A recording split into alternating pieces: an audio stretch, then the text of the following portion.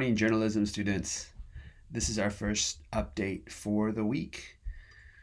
Last week on Friday, our first May update and our final one from last week only got 2 people that liked it. So I don't know if everyone else is even looking at this, but thank you, Jasmine. Thank you, Luce. Also, last week, not one student in our course submitted the reaction to the podcast. Hopefully, this week's will generate some more interest. It's about creativity and where it comes from, how to cultivate it, and how schools sometimes don't know what to do with it. Not specific schools, but the school system itself. And there's a lot of information about things that can be done for the young to sort of cultivate and nurture their creativity, and how to incorporate more creativity in all our lives.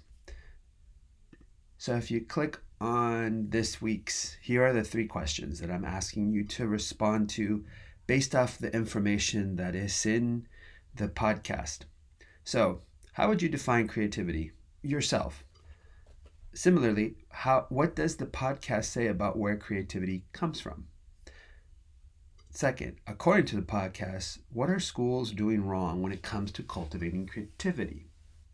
And then number 3, according to the podcast, what can we do to be more creative, both in general and for the purposes of our journalism program?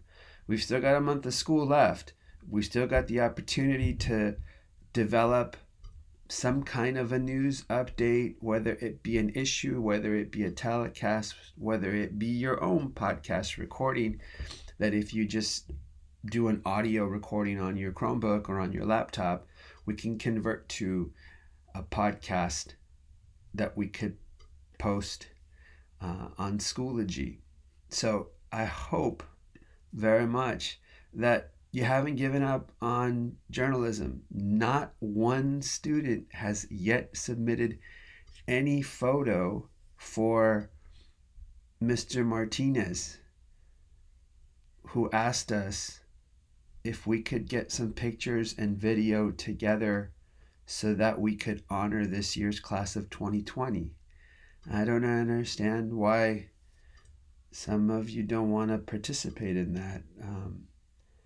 Mr. Martinez is one of our allies. He always was very responsive whenever you went to him and whatnot. And he's asked something that's very, I think, simple. If you've got any photos, if you've got any videos, not necessarily photos or videos that you specifically took for journalism, but photos and videos that you may have collected over the course of your 4 years at Bravo, for those of you who are seniors, that you can share so that a collage of photos or a montage of video clips can be made to honor the class of 2020 that's gone through so much in their senior year.